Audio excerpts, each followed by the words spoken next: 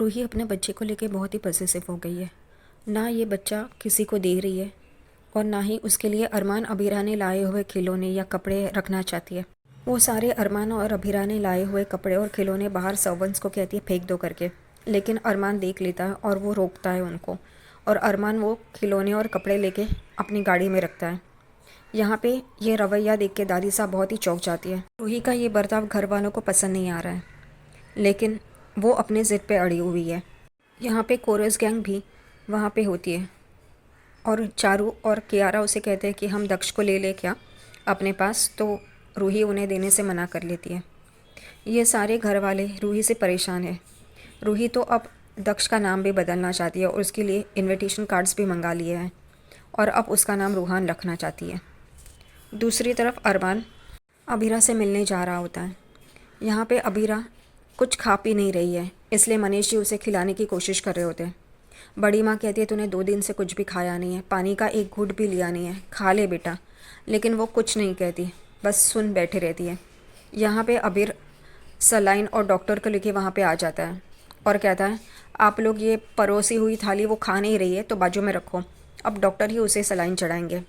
यहाँ पे डॉक्टर को कहता है आओ और इसे सलाइन चढ़ाओ।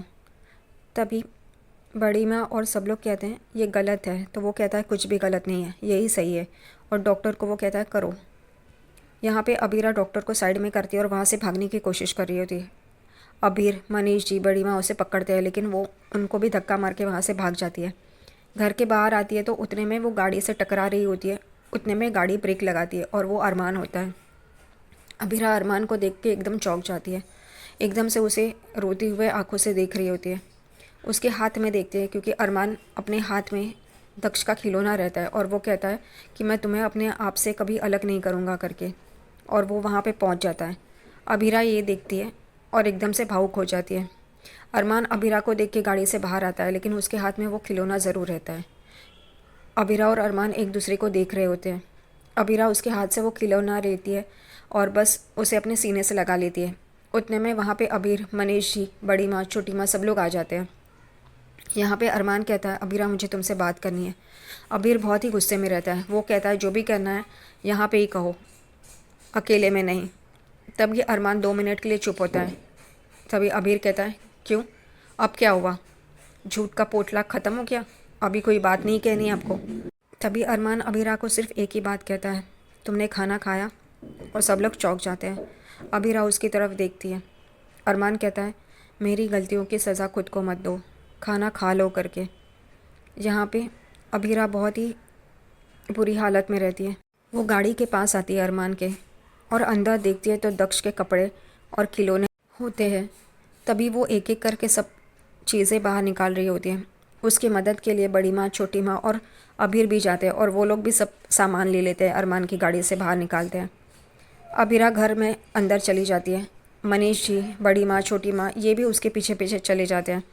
यहाँ पे अबीर कहता है अब तुम यहाँ से जाओ, तुम्हारी कोई बात नहीं हो सकती करके, और अबीर भी अंदर चला जाता है। यहाँ पे अरमान ऐसे ही खड़ा होता है और देख रहा होता है रोते हुए। अबीरा घर में आती है तो उसके हाथ से एक बॉक्स टेबल पे गिरता है और एक कार्ड निकलता है बाहर। वो उस कार्ड को हाथ में लेती है और पढ़ती है। तभी उसे पता चलता है कि रूही दक्ष का नाम रूहान रखना चाहती है, वो उसका नाम बदलना चाहती है।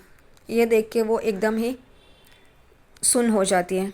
यहाँ पे मनीष जी आते हैं उसके पास और कहते हैं क्या हुआ, तू ऐसे क्या देख रही है, और वो भी वो देखने लगते हैं कार्ड। तभी देखते हैं कि रूही दक्ष का नाम रूहान रखना चाहती है और यही बोलते हैं। तभी सब लोग घर के चौंक जाते हैं, बड़ी माँ, छोटी माँ, अबीर, और अबीरा वहीं पे ऐसी ही खड़ी होती है। उतने में सुलेखा जी को कॉल आता है, जो अबीरा का फ़ोन रहता है उनके पास, अबीरा के क्लाइंट का होता है। तभी वो कहती है मैं आपसे बोल चुकी हूँ ना कि अबीरा नहीं आएगी करके। उतने में अबीरा कहती है मैं जाऊँगी करके। मनीष जी उसे कहते हैं कि तुम इस हालत में कोर्ट कैसे जाओगी। तभी वो कहती है नहीं मैं जाऊँगी करके, और वो तैयारी करने के लिए अंदर चली जाती है। दक्ष रो रहा होता है, रूही उसे संभाल रही होती है, लेकिन वो उसे उसका रोना बंद नहीं करती। तभी यहाँ पे रोहित उसे कहता है कि उसे फॉर्मूला पिलाओ, तो वो कहती है नहीं अबीरा जो करती थी वो मैं नहीं करूँगी, मैं उसे खुद फिट करूँगी। लेकिन रोहित कहता है कि अबीरा भाभी उसे फॉर्मूला पिलाती थी तो उसे आदत हो गई है, तुम अबीरा भाभी को क्यों दोष दे रही हो। वो जो करती थी वो तुमको नहीं करना है, लेकिन तुम दक्ष के बारे में तो सोचो। वो कहती है दक्ष नहीं, रूहान, मेरे बेटे का नाम रूहान है। तो रोहित यहाँ पे रूही पे गुस्सा होता है और कमरे से बाहर चला जाता है। यहाँ पे रूही को दक्ष संभाला नहीं जाता, वो रो रहा होता है। आखिरकार वो उसे फॉर्मूला पिलाती है और दक्ष चुप हो जाता है। कोर्ट में अबीरा अपने क्लाइंट के साथ होती है। उसकी हियरिंग बस शुरू होने वाली होती है, उतने में अबीरा चौंक जाती है और वो एकदम से भागती है वॉशरूम की तरफ, क्योंकि जो रूही को फील हो रहा था वही अब अबीरा को हो रहा है और उसके कपड़े ख़राब हो चुके हैं, इसलिए वो वॉशरूम में होती है। वो कहती है मेरे पास और कपड़े भी नहीं हैं, और वो वॉशरूम भाग रही होती है। उतने में अरमान भी उसे देख लेता है और अरमान उसके पीछे पीछे भागता है। यहाँ पे अरमान बाहर से उसकी बातें सुन रहा होता है। यहाँ पे अबीरा कहती है अब मैं क्या करूँ, जब मुझे दक्ष को फीड करना था तब मैं फीड नहीं कर पा रही थी, लेकिन अब मैं क्या करूँ। यहाँ पे अरमान सुन लेता है और अरमान अपना कोट उसे नीचे से अंदर डाल देता है, और वो एकदम से देखती है कि एक कोट आया है करके। वो कोट लेती है और थैंक यू, आप जो भी कोई हो थैंक यू करके वो कोट पहनना शुरू कर देती है। वो कोट पहनती है तभी उसे एहसास होता है कि ये शायद अरमान का कोट है। उसकी खुशबू से, उसके उसके छूते ही उसे ये समझ में आता है कि ये अरमान का है। वो एकदम से दरवाज़ा खोल के बाहर देखती है, लेकिन अरमान वहाँ से चला गया होता है। और वो अपने क्लाइंट के पास आती है तो उसका क्लाइंट गुस्सा हो जाता है, कहता है कि आपकी वजह से जज साहब ने आगे की डेट दी है, आप मुझे अपना केस आपसे नहीं लड़वाना, मैं दूसरा वकील कर लूँगा। और अभीरा यहाँ पे रोती रहती है। गोयनका हाउस में दादी साहब, विद्या, मनीषा और काजल आए होते हैं। वो यही कह रहे होते हैं मनीष जी को कि हम अभीरा को घर लेके जाना चाहते हैं, लेकिन मनीष जी और उनका परिवार कहता है नहीं करके। उन लोगों में तू मैं होती है, पुरानी बातें भी निकलती है कि आपने अभीरा के साथ कैसा बर्ताव किया था। तभी विद्या भी कहती है कि जब अक्षरा गई थी तभी आप लोगों ने भी तो उसे अकेला छोड़ा था, तब अरमान उसके साथ था। ऐसे ही करके दोनों फैमिलीज़ बहस करते हैं। आखिरकार मनीष जी कहते हैं कि हम अभीरा को नहीं जाने देंगे वहाँ पे, और हताश होकर फैमिली वापस आ जाती है घर पे।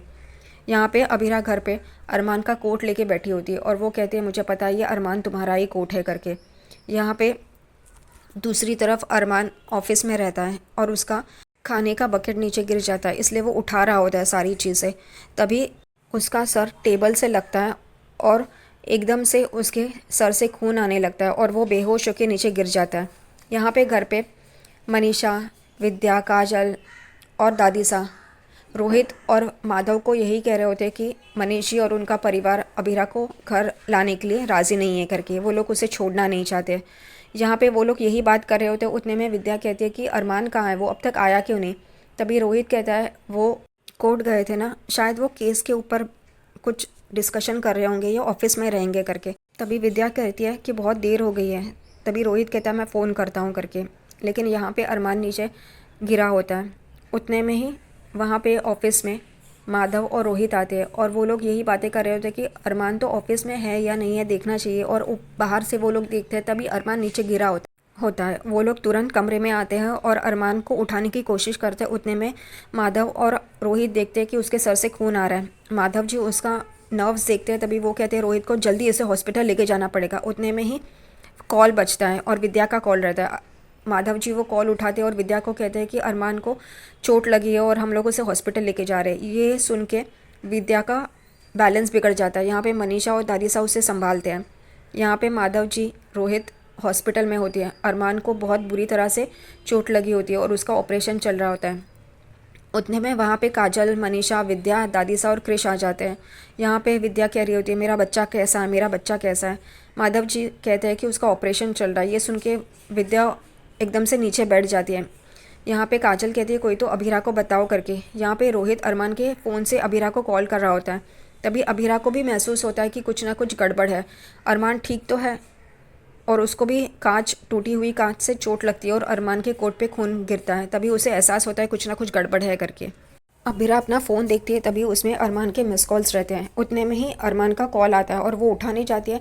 उतने में वो कॉल बंद हो जाता है क्योंकि अभीरा के मोबाइल की बैटरी लो होती है और वो बंद हो जाता है। यहाँ पे रोहित कहता है कि कॉल कट हो गया करके। तभी काजल कहती है अभीरा तो कॉल कट नहीं करेगी करके। विद्या कहती है दोबारा कॉल करो करके। अभीरा चार्जर ढूंढ रही होती है क्योंकि उसका फ़ोन डिस्चार्ज हो गया होता है। यहाँ पे रोहित कॉल करता है लेकिन वो स्विच ऑफ और नेटवर्क के बाहर ऐसा ही आता है। थोड़ी देर के बाद अभीरा अरमान के मोबाइल पे कॉल करती है और रोहित कहता है भाभी का कॉल आ गया करके। वो उठाता है उठाता है और कहता है भाभी भैया का एक्सीडेंट हो गया, उनका ऑपरेशन चल रहा है, वो हॉस्पिटल में है। और अभीरा एकदम से हैरान हो जाती है, उसको धक्का लग जाता है ये बात सुन के।